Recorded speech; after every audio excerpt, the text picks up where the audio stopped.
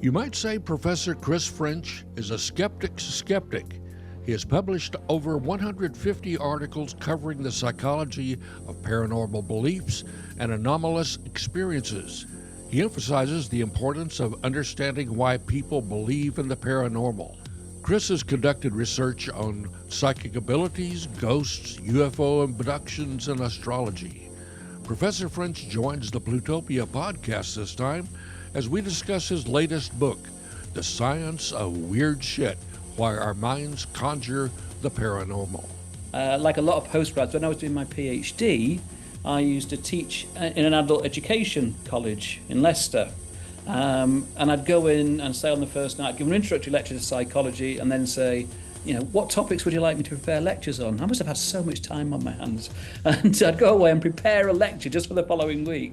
And I remember doing one on parapsychology that was totally uncritical, and I kind of look back now and I kind of think, they were probably sitting there thinking, well, he's doing a PhD, he must know what he's talking about. I did not know what I was talking about at all. But it was during that period when I was doing my PhD that a friend recommended a particular book. It was called Parapsychology, Science or Magic. It was by James Alcock, a Canadian psychologist. And it was the first skeptical treatment of all this stuff that I'd ever read. And not only did I really enjoy the book, I also found his arguments very persuasive, and that's what opened my eyes to the wonderful world of skepticism. Hey everybody, welcome to the latest episode of the Plutopia News Network podcast. I'm John Lebkowski, and I'm joined today by my partner Scoop Sweeney and by our co-host Wendy Grossman. And our guest today is Chris French, who is a British psychologist prominent in the field of anomalistic psychology. And that means that he focuses on the psychology of paranormal beliefs and anomalous experiences, of which I think we've all had a few. Chris is the author of this great book that we've been reading called The Science of Weird Shit, Why Our Minds Conjure the Paranormal. And now let's talk about some weird shit. How you doing, Chris? I'm fine, thank you. I'm very impressed that you pronounced anomalistic psychology correctly, because lots of people trip up over that one. I'm a longtime fan of the anomalist, and I'm something of an anomaly myself, so I can usually get that stuff. What is anomalistic psychology? Well, the main focus of anomalistic psychology is to see if we can come up with explanations for ostensibly paranormal experiences, but in non-paranormal terms. So can we explain them usually in terms of various psychological factors? So it's basically a skeptical approach to paranormal claims. It starts from the working hypothesis, and that's all it is. The working hypothesis is, let's just assume that paranormal forces don't exist. There are none. So can we explain why people think they have seen a ghost, been abducted by aliens, have psychic powers, etc., etc., etc.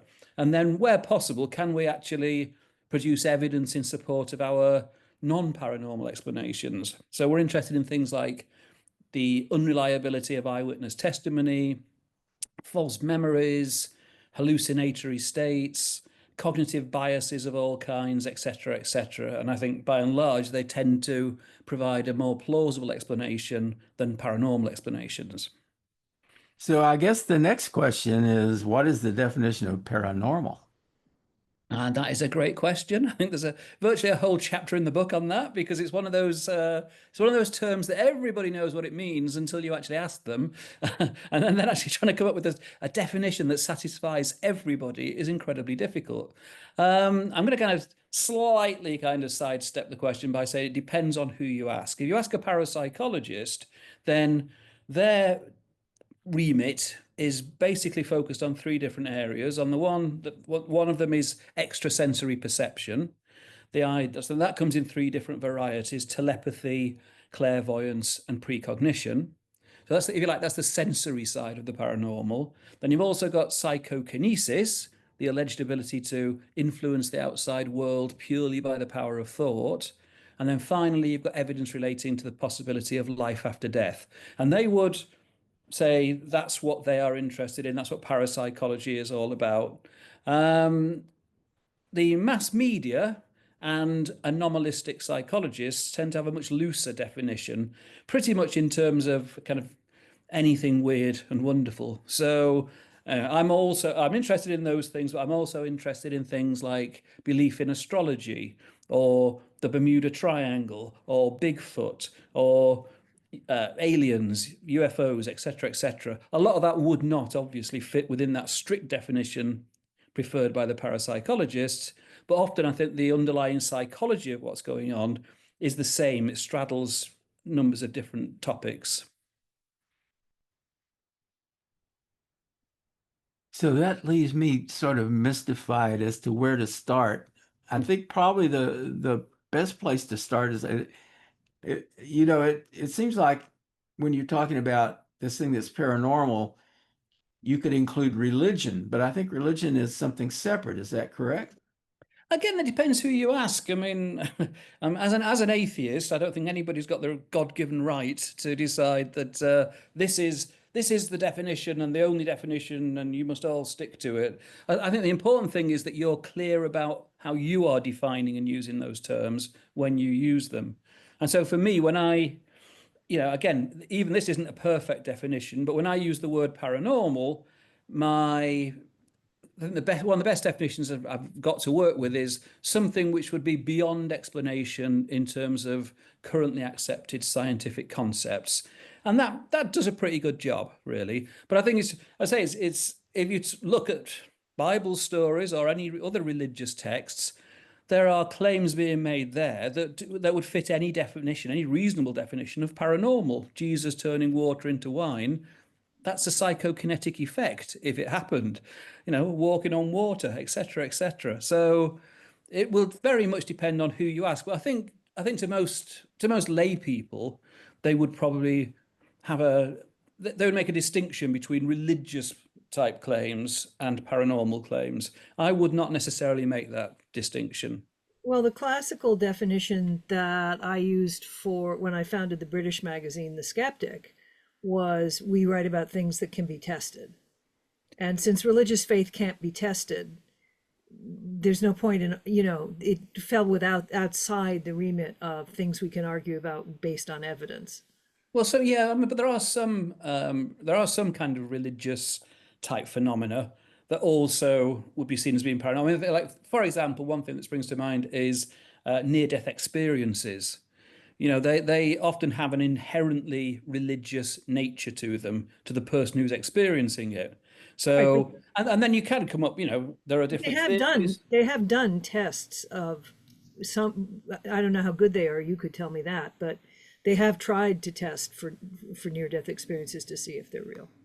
Well, yeah, I mean, and there's a huge ongoing controversy. I mean, when you say if they're real, well, they're real. I don't mean real. I mean if there is a natural explanation for them. Yes. Is it actually possible for consciousness to leave the physical body? I mean, that's the easiest aspect of near-death experiences to try to test.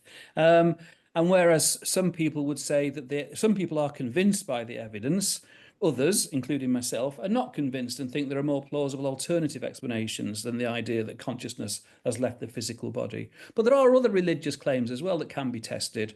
If you think of divine healing, for example, and intercessory prayer, and there are a few others that can actually be put to the test. Right. But that's not arguing about belief. That's arguing that's actually testing something. I mean, well, yes, but I mean, but you could. I mean, again, if you believe in the power of prayer, that's a belief, and it's a belief that might actually be supported by evidence or might not be. As it happens, it's not supported by evidence. It's been tested a lot, Yeah, as they always say, millions of people pray for the royal family, and yet they still get sick and they still die.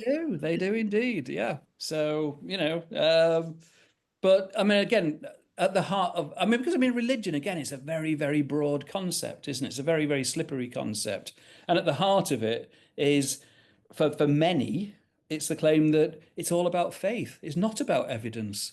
And you shouldn't actually ever question any of these things that your religious leaders are being told to you. And that's obviously the antithesis of science, where it's all about question everybody. It doesn't matter who said it, they might be wrong, and everybody's open to criticism. So, it's a very, very different approach. I'd say science has proven itself to be a bit more effective than religion, but I would say that, wouldn't I?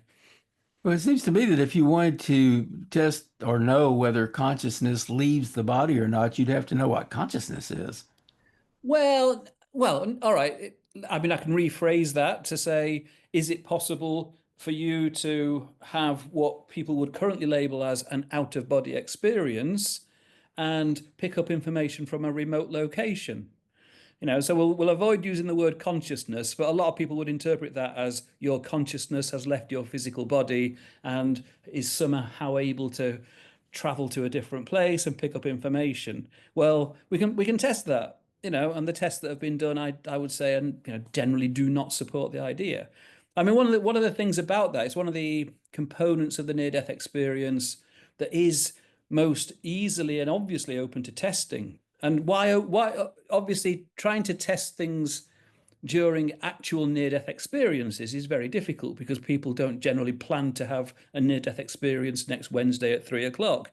They happen at They random can't tell you times. they're having it, right? Well, that's it, yeah. But there are people who claim that by engaging in various mental exercises, they can have an out-of-body experience more or less at will. Well, that's fine. We only need one of those people, just one, who could sit in this chair, go into the out-of-body state, and tell me what is on the table in the room opposite this room. And that would shut the skeptics up. They'd have won. The believers would have won. And yet, despite claims for centuries, nobody's been able to do that. Very simple, straightforward test. There'd be no arguing with it. Nobody's done it. It sounds like people are having out of body experiences and taking their eyeballs with them, right? Well, I mean, which how do you again, And their see when ears. you're, And their yeah, ears. and They're their taking ears? their ears with them. yeah, I mean, it doesn't make any sense in terms of what we understand about kind of physics and biology. Doesn't make any sense at all. But if that there are some kind of discoveries that initially we don't know how to explain them, and then eventually we do. So there's two different questions there. There's the theoretically, how could it be done? But there's also just the question of, well, can anybody actually do it? I'm a great believer in not coming up with explanations for things until you've established that there really is something there to be explained.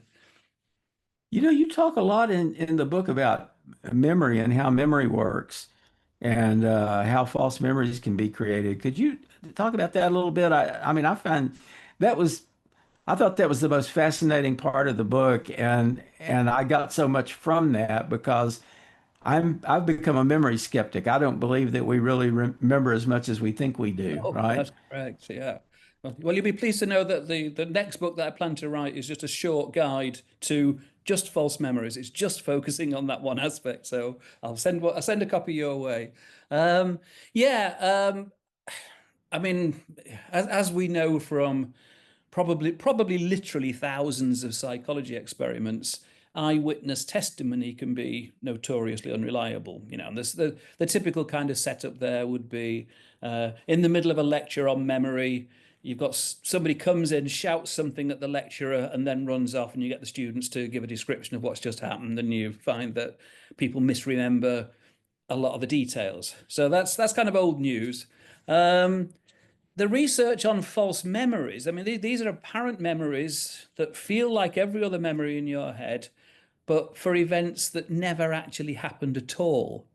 And the impetus for kind of doing this research initially came out from the situation, and particularly in the States, back in the 1980s and 90s, but also all around the world, including the UK, where people were going into therapy for very common psychological problems, things like depression, anxiety, low self-esteem, etc., with no memories of ever being the victims of childhood sexual abuse. But by the time the therapy was finished, not only did they believe that they had been so abused, typically at the hands of their own parents, but they also had detailed memories to back that up. And so the big question was, well, are these memories real or are they false memories? And the one silver lining to come out of this horrendous situation was that it generated quite a lot of interesting research.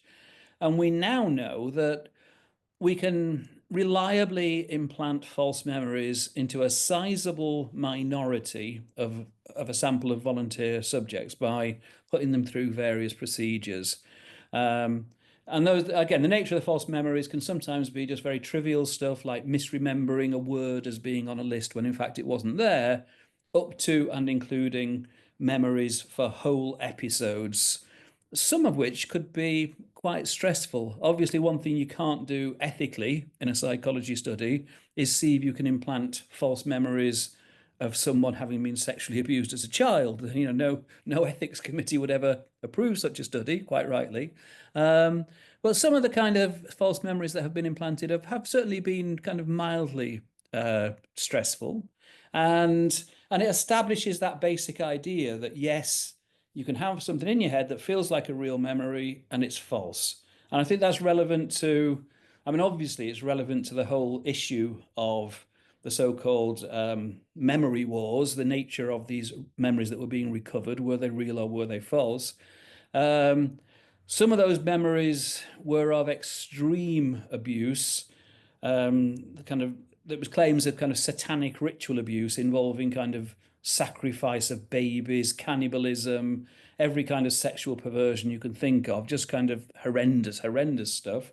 And that fed into the whole satanic panic of the 80s and 90s, and is still around in the form of belief in elements of the QAnon conspiracies. But also, from my point of view, I think it provides the most plausible explanations for things like alien abduction claims and past life memories. I think we're almost certainly dealing with false memories. Our president, he who shall not be named, seems to be rather good at implanting false memories of the good old days. Well, exactly, yeah. It helps if you have kind of no respect for truth whatsoever, and and that is what's deeply worrying. I mean, and the way that he who shall not be named courts conspiracy theories. He kind of appeals to conspiracy believers, and obviously he's a central character in the whole QAnon conspiracy.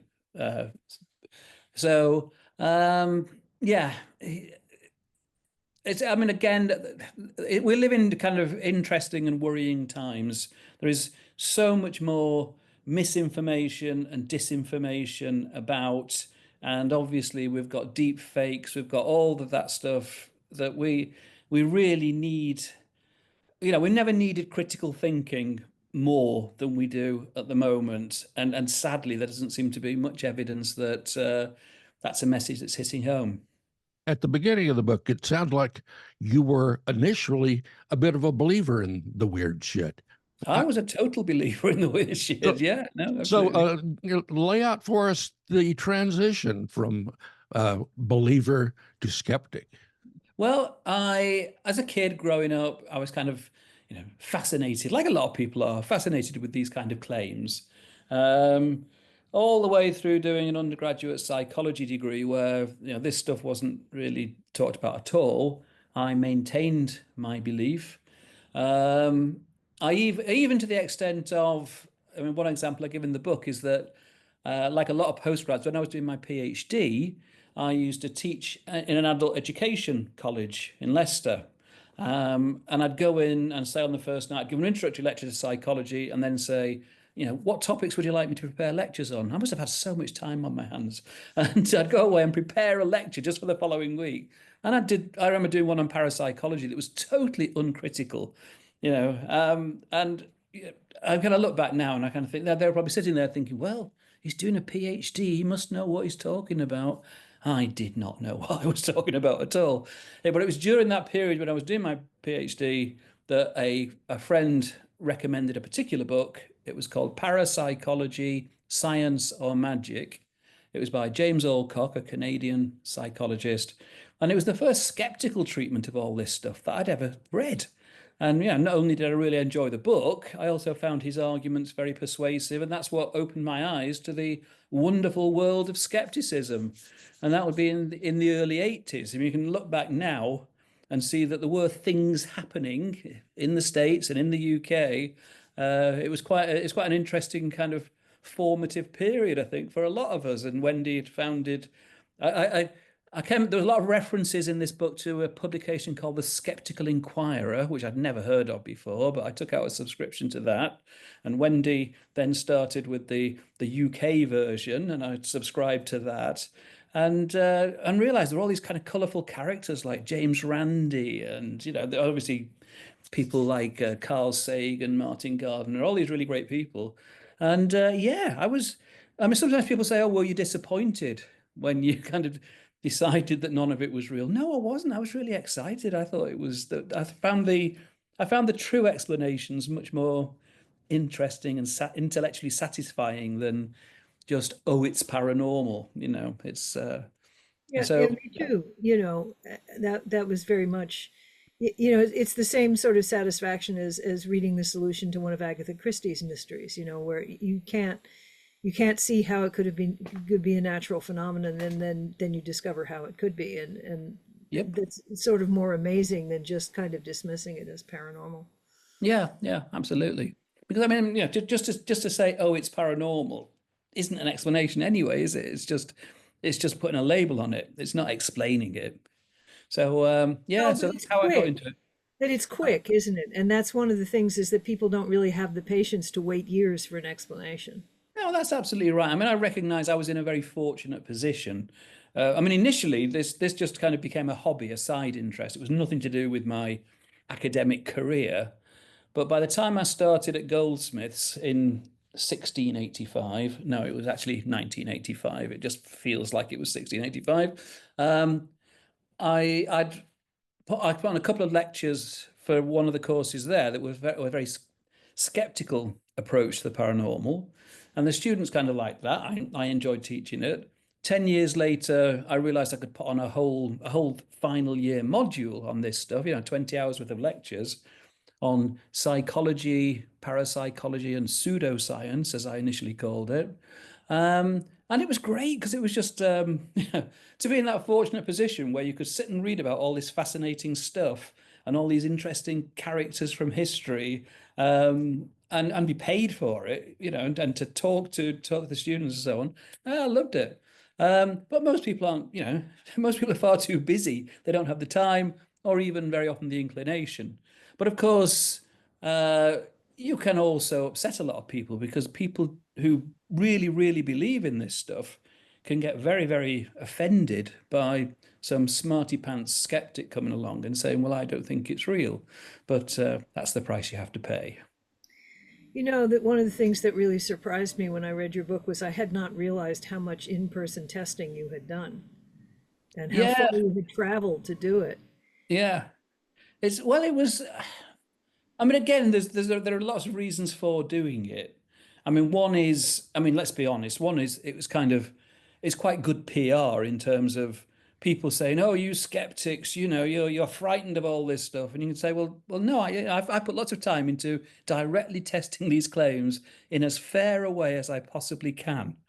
And the reason I'm not convinced is because we never get positive results. It's as simple as that. So that's kind of quite good. It's a bit in the same way that very often in daytime TV studios you can always kind of throw back at the psychic claimant. Well, why don't you go for the $1 million challenge? It's quite good in that respect. But also, it was a really good opportunity from a kind of lay psychology point of view, to see how these people work, how their minds work. What would always happen, we would design the test around the specific claim that was being made. And we would do that in collaboration with the claimant. There was no point in designing a test that the claimant from the word go was going to say, oh, well, that was not fair. I can't do it under those conditions, or that's not something I claim I can do. So we'd be very, very specific. We'd get them to sign something in advance saying this is a fair test of my claim. We'd run the test, they'd fail the test, and then they would decide it wasn't a fair test after all. And that just happened time and time and time again, you know. And in a sense, I can kind of understand it because they go into it so convinced. I don't think I ever tested anybody who was a deliberate fraud. There was nobody who was coming along trying to fool us. There was always people who genuinely thought they had some kind of power or gift. And, you know, when we ran them through a test and, well, all we would say is, you know, our conclusion is that under the conditions used in our test, you were not able to demonstrate your claimed powers. It's up to other people then to draw whatever conclusions they want from that. But you know, they would almost always, come up with reasons as to why it wasn't actually a fair test after all.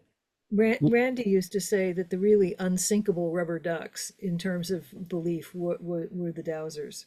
That, you know, they were always absolutely certain they could do what they thought they could do. Yeah, it's kind of interesting because again, this is only a kind of I've not done a systematic study of this, but I definitely get the impression that there are two subgroups within dowsers. On the one hand, you have those who believe in kind of any new age nonsense, you know, angels, crystal therapy, anything. They just buy into it because it's part of their overall worldview. But there's an interesting subgroup of people who very much see themselves as scientists. You know, they've got backgrounds in engineering or chemistry or, you know, whatever it may be, and they're really interesting because I mean, there was one guy that we ended up testing for the $1 million challenge. The idea was that before you could go for This was Randy's challenge, right? this was Randy's challenge, yeah. I mean, it's now down to a mere $500,000 now that Randy's no longer around. So you can understand why the psychics wouldn't bother to go for a mere $500,000, you know. But yeah, for the $1 million challenge and for the $500,000, the groups that have this money that are on offer say that before you go for the formal $1 million or $500,000 test, you have to pass a preliminary test carried out by somebody that they know and trusts. And so we used to end up doing a lot of these preliminary tests. And of course, nobody ever passed the preliminary test. So Randy never had to actually bother testing them because we'd weeded them out before that. But yeah, it's kind of it was a fascinating thing to do. You know, I'm kind of glad that we did. Oh yeah, I was going to say there was one dowser who had been in touch with JREF, the James Randi Educational Foundation, and they'd agreed to test him. And they got in touch with me and said, he's in the UK, can you carry out the test? And I said, okay. I got in touch with him, and he's a nice guy, background in chemical engineering, convinced that dowsing worked. And I kind of explained to him, look, I don't think it is. I think it's this thing called the ideomotor effect that explains why people think that dowsing works. But, you know, when you test it under double-blind conditions, it doesn't seem to work. So, you know, I was saying, I don't think you should don't waste your time, you know, kind of read up on the ideomotor effect, see if you still think that it's real. He was still convinced that it was real. And then I was so busy with the day job, I just couldn't get around. We'd worked out a protocol as to how to do the test, but I hadn't got around to finding the time to actually set it up. And so he said he got in touch and said, I'm going to set it up myself. And I said, well, no, you can't do that because if you do it yourself, it's not double blind. I need to be the one that does it. He said, no, I just want to demonstrate to you that it does work. I said, okay, as long as we're doing this on the understanding that this is not an actual double blind test. He said, yeah, that's fine. And so I remember he picked me up from the station. I think it was in Milton Keynes. And I said, you know, have you actually done any kind of just little tests where you don't know what the target is? Oh, no. You know, he'd not bothered doing that, not even just, you know, on his own, just doing that. And instead arranged this big test with the local skeptics groups, all of his friends and family. It was a really nice day. You know, he had cakes and coffee. It was all very pleasant. And then he failed his own test. He genuinely didn't know where the target was, and he failed his own test. And he was so upset. But wouldn't you think that you'd at least take the time to give it a go on your own with nobody around just to see whether it might work before you set up this little big, massive public failure? Well, Anyway. when I worked in media in San Francisco, one of my favorite photographs was of a storefront in San Francisco. It said psychic, palms read, futures told, and right below it was the sign out of business. You think they would have known. Yeah. That got a lot of play and makes the point without you ever having to really Absolutely. say Yeah. anything. But I have to confess that I was my publisher said that I was like a drug dealer who didn't use drugs, because a lot of the stories I would come up with were those man bites dog kind of stories, aliens bite other aliens kind of. But I always loved to put those out there, not because I was a true believer, but because it got a lot of people talking and talking back to me. And so it was just made for some wonderful conversations. So there is some good things about disseminating weird shit, but I try not to do that anymore. But no, I occasionally slip. I mean, again, it is fascinating, you know. I mean, and a lot of people watch these kinds of programs, the kind of things on the History Channel and all the ghost hunting stuff, you know, and they're watching it for entertainment. A lot of them don't actually take it very seriously, but there is a sizable percentage who actually think it's all for real and it's all true, and you know, which obviously means that people like me, and I would hope people like you, are kind of all engaged in some kind of cover up of the real truth, because we know what the real truth is, but we're not letting the general public know about it, you know. I mean, again, one of my other interests, which I don't cover in this book, but is the psychology of belief in conspiracies, or at least I don't cover it in any depth. And it's kind of interesting there, because the number of times I've been accused of basically being kind of all, you know, I'm part of the conspiracy. I'm kind of being paid by the government to cover all these things up. If only that were true, you know, it's not showing up in my bank balance, I can assure you. Well, I got very involved early. I guess the first thing that I came to that sort of fits into the framework you're talking about is uh, unidentified flying objects, UFOs, flying saucers. And I studied that for years and years, you know, read every book I could get my hands on. At some point, started reading about UFO abductions, kind of knew all of the most prominent UFO stories. And I started shifting a bit when I read, I think this was Jacques Vallée, said at some point that he had discarded the extraterrestrial hypothesis. That he said, not only do I not believe that we're being visited by extraterrestrials, he said, I have no clue what, I mean, there's sightings that I can't explain, but I have no clue what causes those sightings. So, in a sense, he was being more of a skeptic about it, but he also wasn't completely disregarding the fact that there were still some UFO sightings that he couldn't explain. I know you talk in the book quite a bit about UFO abductions, and those seem to have an explanation, which we might talk about. But also, I'm kind of wondering about, you know, this percentage of UFO sightings that are supposedly unexplained, and you know, what is your degree of skepticism about that? Well, again, I wouldn't expect us to be able to explain every single case that's put before us. I mean, just the same way that the police cannot solve every crime that they investigate. I mean, on some occasions, the evidence that might have offered a plausible explanation just isn't there anymore. You just do not have enough to go on. And so I really don't see any reason why that kind of small percentage, less than 5% of cases that, you know, people talk about as being the residue, you know, they probably, if you could find what the explanation was, would have the same types of explanations as the ones we know about. It's just that we don't have the evidence available to establish that. You know, I mean, at the end of the day, I mean, skeptics are very fond of saying this, but the burden of proof is always on the claimant. You know, is if you believe that these things that people see up in the sky, alien craft being driven around by ET, then the burden of proof is on you to show that. Just because somebody cannot come up with a definitive, conclusive counter explanation doesn't automatically equal ET. I mean, it's really interesting that you go back historically, that like in 1947, the year of Roswell, and the year that the word flying saucer entered the English language, and so on, there was obviously there were all the kind of UFO flaps that happened after that. And in public opinion surveys, they would ask people what they thought was the explanation. And in those initial surveys, they hardly even bothered to include ET as an option, because it wasn't part of the public consciousness then. It was the main worry was that it was Soviet technology of some sort. And yet, now we automatically go from unexplained light in the sky equals ET.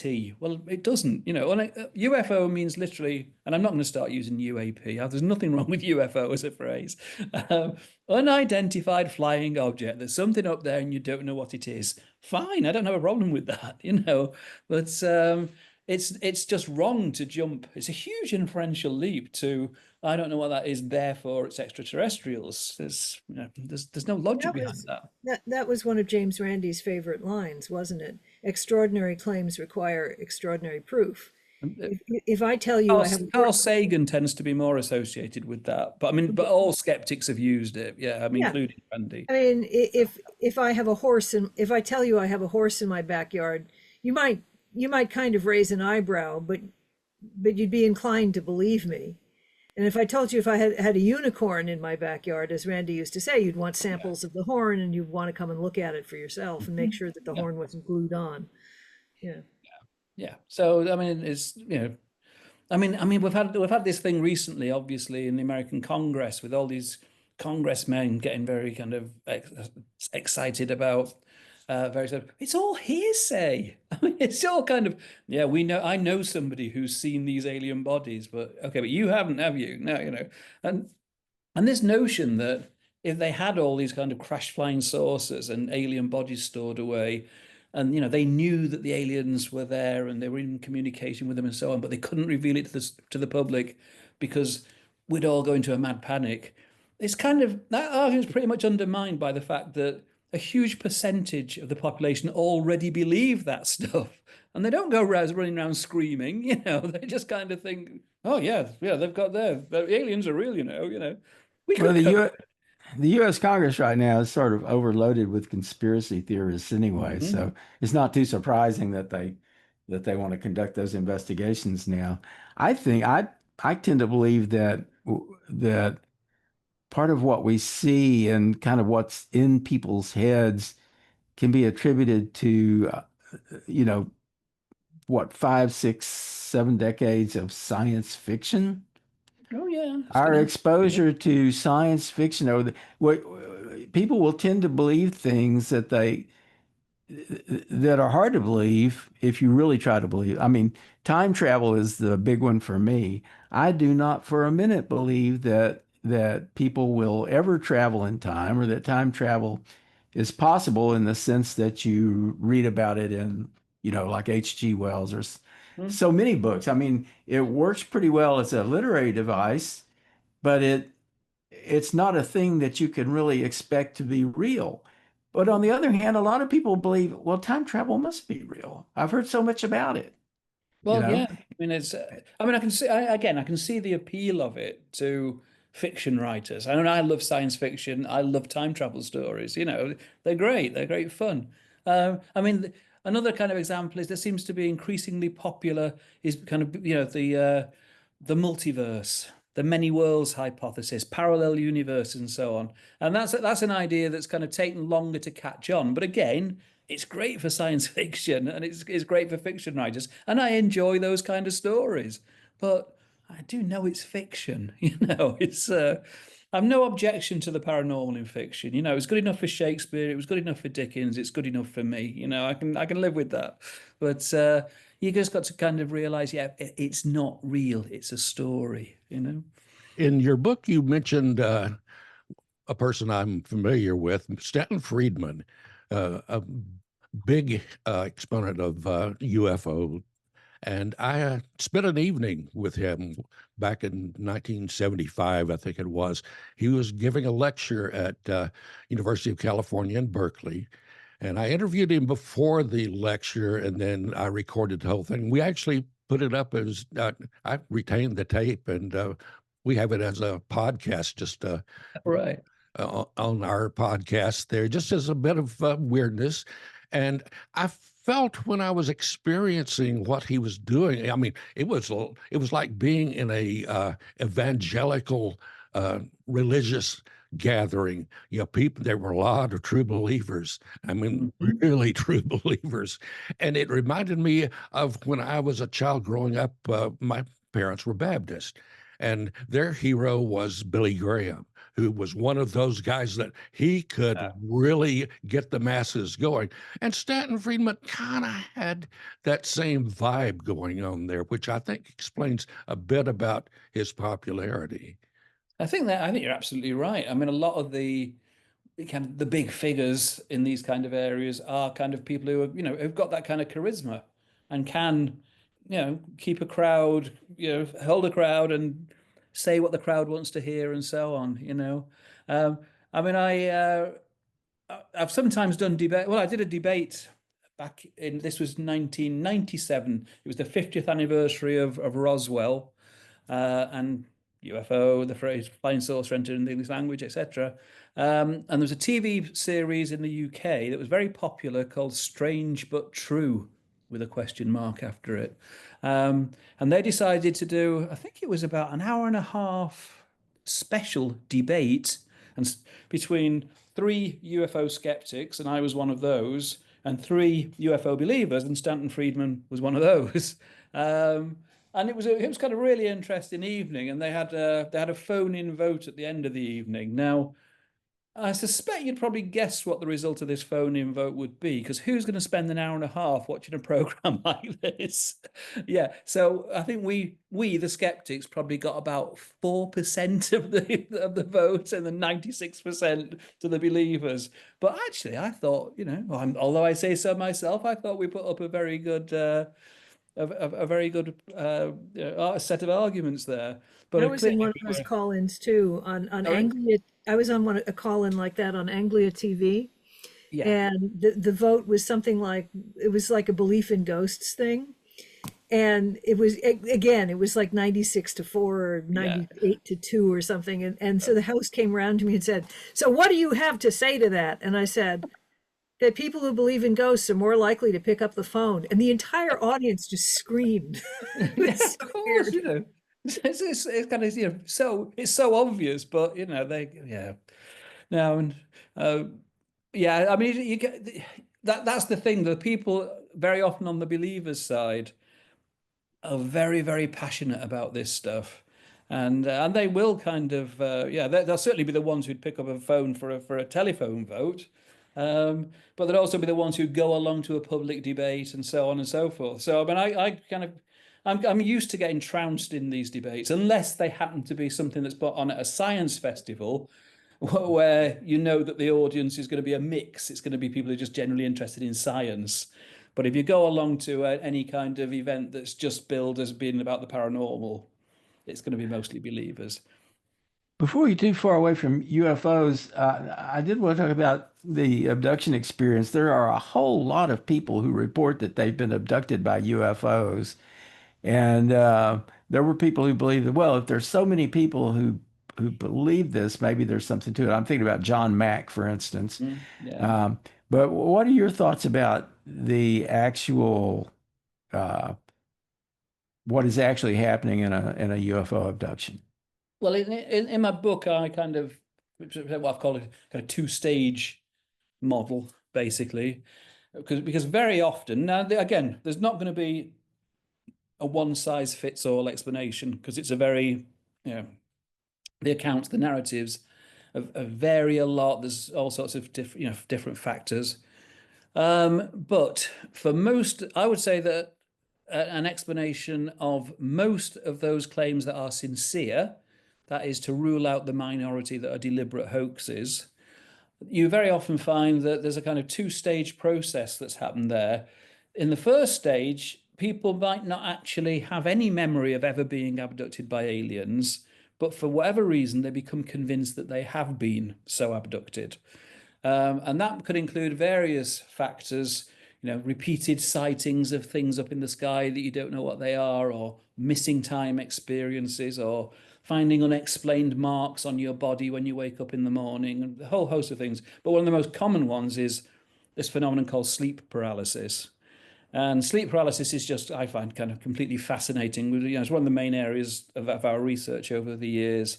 In its most basic form, it's pretty common. It's pretty much what the name suggests. It's when you're between sleep and wakefulness, and it's a temporary period of paralysis. And lots of people have experienced this at some time or other. And typically, if that's all you get, then it's a kind of, that was a bit strange, but you probably wouldn't let it worry you too much after that.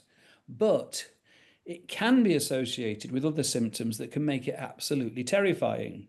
And they include things like having a very, very strong sense of presence. Even if you can't see anything or hear anything, you are convinced there's something or someone in your bedroom with you.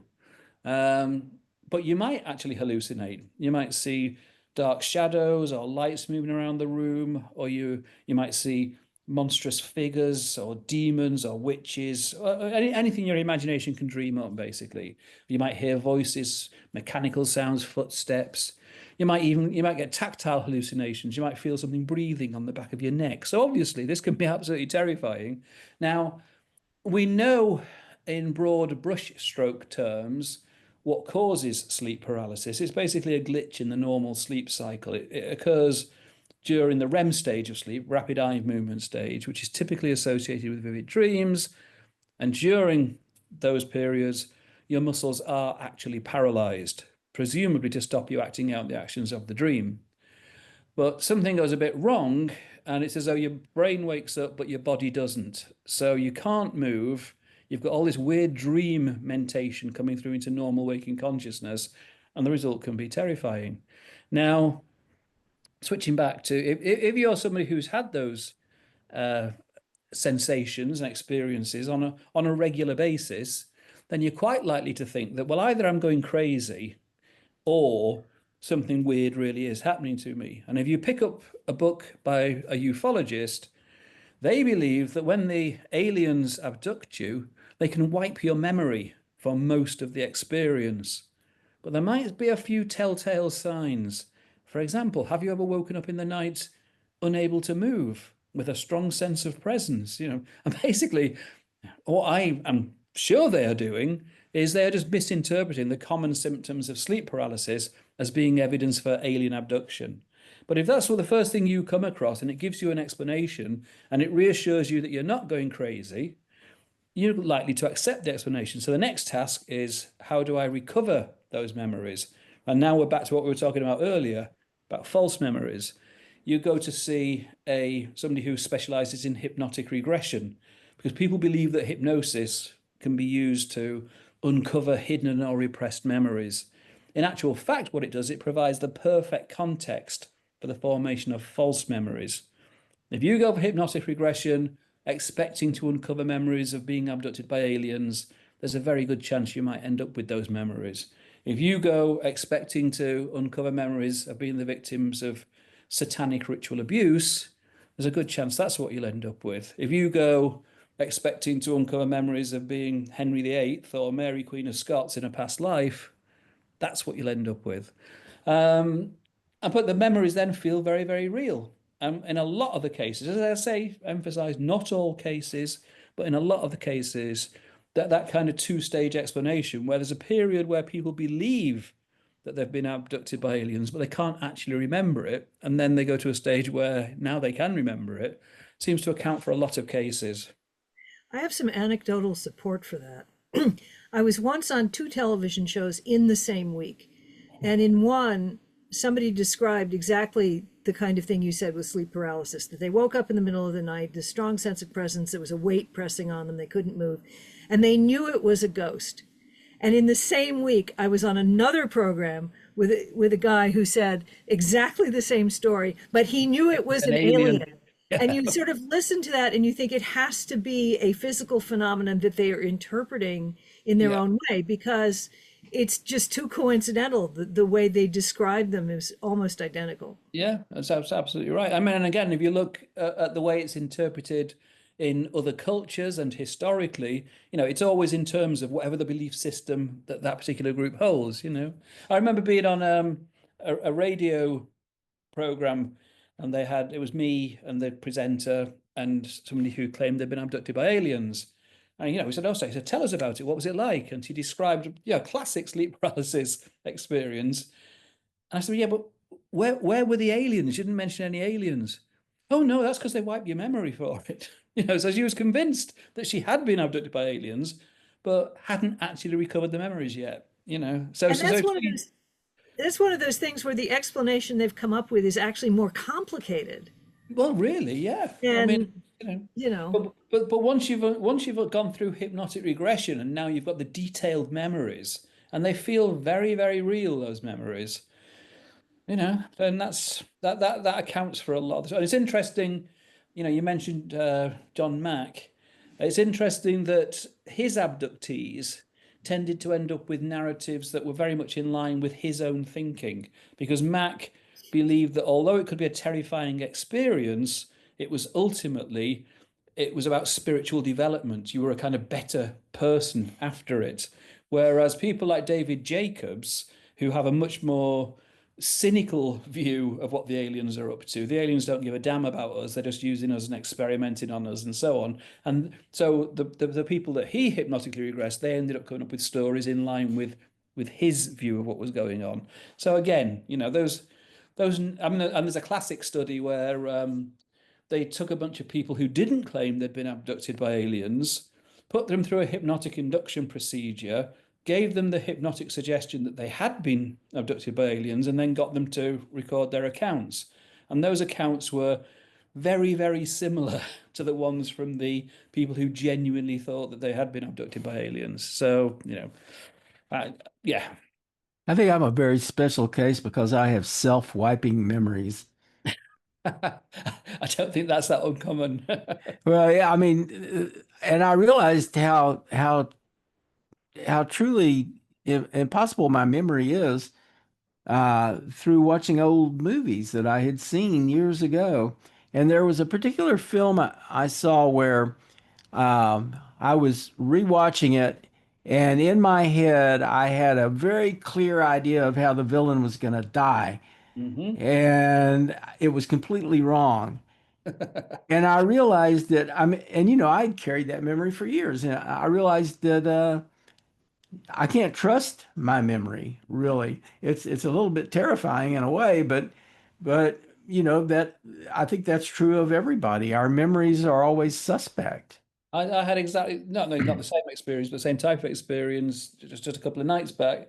I was watching a TV series that had been on a few years ago in this country. I was watching it with my daughter who hadn't seen it before, and I knew that one of the central characters drowns is in it, and I knew that bit was coming, but I didn't want to obviously say anything. I didn't want to spoil it. And then when that moment came, it wasn't the character that I'd remember who drowned. It was one of the other main characters. And I, yeah, and you realize you just cannot rely on your memory for these things. I mean, and it's the same even with so-called flashbulb memories. We used to think that those flashbulb memories, as they were so called, the classic example always used to be, where were you? What were you doing? Who were you with when you heard that JFK had been shot? That was, and now it would probably be when you first heard about the Twin Towers, or whatever. But the idea that those memories were so emotional that they were kind of almost burnt into your memory cells, and then somebody actually bothered to do the research. And yes, lots of people do remember those things accurately, but lots of them don't. There was a study the day after the Challenger disaster. They gave out a load of questionnaires to a bunch of American students, and where were you? Who were you with? What were you doing when you heard the news? And then a couple of years later, gave the same questionnaires out to the same students. Most of them were reasonably accurate, but there were some who were giving completely different accounts. They were somewhere else with different people doing something completely different. And they said, "Well, this is what you said the day after." And people say, "Well, well, that's wrong. What I'm telling you now is right. We're so convinced that our memories, we find it very hard to accept that our memories are wrong, even though we should know better. Well, that's it. It's not just that we don't remember, but it's that we have a memory and it's wrong. It's Exactly. incorrect. Yeah. I once That's absolutely enraged somebody who was telling me that he vividly remembered where he was during the moon landing. Well, it's a pretty significant flashbulb moment. And he said he was in school and they brought in a television on a cart and this whole thing. And I said, really? I said, because as I recall, I was allowed to stay up late to watch it on television, and we took a Polaroid of it, and it was dark out, and it was, and of course by then we had the internet, so I could look it up and confirm that actually he could not possibly have been in school because it was in like August, and he was really upset that this memory that he was convinced about, and eventually, he was really puzzled by it. He was trying to figure out what the hell he was remembering as with his television on the cart. Well, I mean, I did a really fun project with an artist friend of mine called he operates under the name of A.R. Hopwood. It was called the False Memory Archive, and it was the Wellcome Trust were supporting this. And the basic idea is we just asked people to send us either their own false memories or the false memories of friends and relatives and so on. And it was absolutely fascinating, the things that people sent in. Now, strictly speaking, we should have called it the non-believed memories archive, but nobody would have known what the hell we were talking about. Because if you've decided for yourself that this apparent memory you have in your head can't possibly be true, that it ain't a false memory anymore, it's a non-believed memory. But some of the ones we got were fantastic. People kind of saying, I've got this really vivid memory when I was about 4 years old, walking down the high street, holding my mum's hand, and a dinosaur crossed the road in front of us. And I know obviously it didn't happen, but it's there in my head, very, very vividly. You don't believe that dinosaurs walk the earth at the same time as humans? What is wrong with you? I had loads. There's so many that were either about flying, like Superman, or breathing underwater. That was a really common theme. That sounds like remembered dreams. Well, it could be. I think that's probably. I mean, again, there's all kinds of possibilities as to where these non-believed memories could be coming from. I mean, in some cases, we know. I mean, a few famous politicians, where they've told stories, and people have realised this is something they saw in a film, and they've now incorporated it into their own memory as if they were part of it. Yeah, and politicians actually make those mistakes all the time, and then they got called out as liars. But I always think that's maybe a little except in extreme cases, which we can think of some. But in a lot of in a lot of politicians' cases, it's just that there's so much going on all the time around them. Well, there's a famous case where Hillary Clinton was. That's the one I was thinking. Claimed that she'd been, landed at an airport under sniper fire, and they'd had to all get out and run into the buildings to run for cover. And then they showed film of it. She was greeted by smiling children holding flowers, and I mean, and she to her credit, just sorry, that's the way I remembered it. I obviously got it wrong, But there'll be other people who say, oh, well, in a parallel universe, that other version did happen. Yeah, right. Well, I trust my memory, but I wouldn't loan it any money. I trust the things I remember, but I don't trust myself to remember that many things, which is why I'm always carrying around a little pad and keep That's taking probably notes. very wise, yeah. Well, I watched my mother when she was older and had incipient Alzheimer's, and I could see that people would call her up on the phone, and she would have been very vulnerable and easily fooled because she was always trying to cover up that she didn't remember things. And I thought, you know what? If I get in the habit now of writing notes, then I'll be in the habit of writing notes when if I ever really need That's it. probably quite a good thought, yeah. Yeah, the only thing is I forget to read the notes. My mother had Alzheimer's, and again, that was an interesting situation there, that she had never mentioned in all of the many decades that we knew her that she used to do athletics as a teenager. Now, one of my sisters did, And it looked like basically she had just kind of borrowed those memories and decided it was her. But if you'd have spoken to her, she was very, very convincing. She could give you the last detail about where she used to go to do it, who she did it with, who was doing the training, but we were all pretty sure this did not actually happen. And again, that is quite common. Apparently, identical twins often steal each other's memories. It's often a case of one of them talking about something and the other one will say, that wasn't you, that happened to me. Yeah, memory is endlessly fascinating topic. We're getting close to running out of time. There was one thing I had wanted to get to. I used to believe in reincarnation, but that was in a past life. But you did spend quite a bit of time studying reincarnation. With just a couple of minutes left, can you say a little bit about that? Well, again, I think the most plausible explanation there is that we're dealing with false memories. In the case of hypnotically regressed false memory, past life memories, I think we can be very, very, very confident that we're dealing with false memories. There've been some interesting experimental studies of that, and I haven't got time to go into the details now, but it's pretty much an open and shut case. There's Bridie Murphy. The Bridie Murphy, more intriguing. Yeah. That was another classic example of something that was very, very convincing to lots of people until it was debunked. But the cases of spontaneous past life memories, they're a bit harder to explain. I think at the end of the day, we probably are still dealing there with false memories.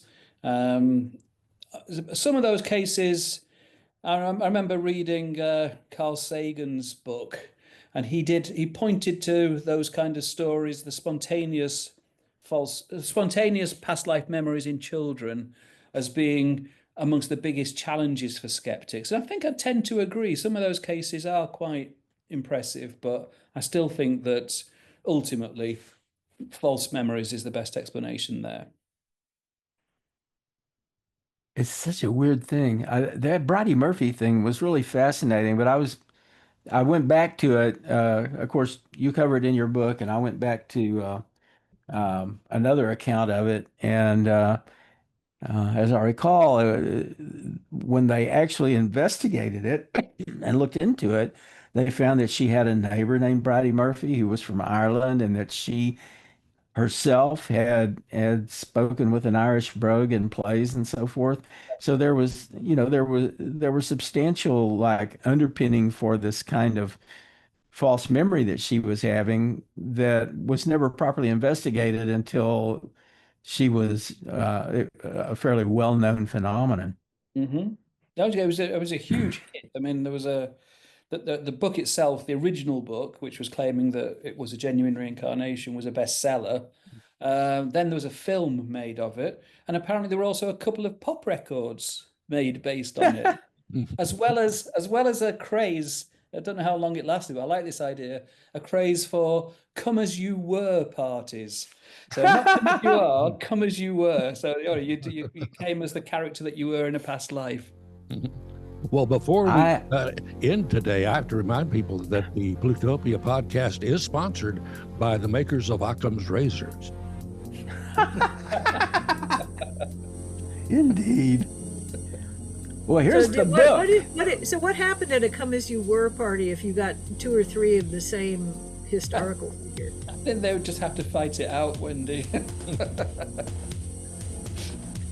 So I just showed a copy of the book, and of course it's easily obtainable through all of the popular bookstores, and we'll put a link to purchase the book on our website when we publish the podcast. And thank you, Chris. This has been a blast. Thank you. I've enjoyed it. Yeah, quite a lot of fun, and we really hope you'll come back sometime. I'd be happy to. Maybe you could come back with A.R. Hopwood. Oh, I'll get Alistair on the case. I'll get in touch. That might be good. Okay, well, thank you so much. Okay. Take care, everyone. Bye-bye. You can stay in touch with Plutopia at plutopia.io. On Facebook, look for @Plutopia News. On Twitter, it's @Plutopia. This is the Plutopia News Network, 20 minutes into the future.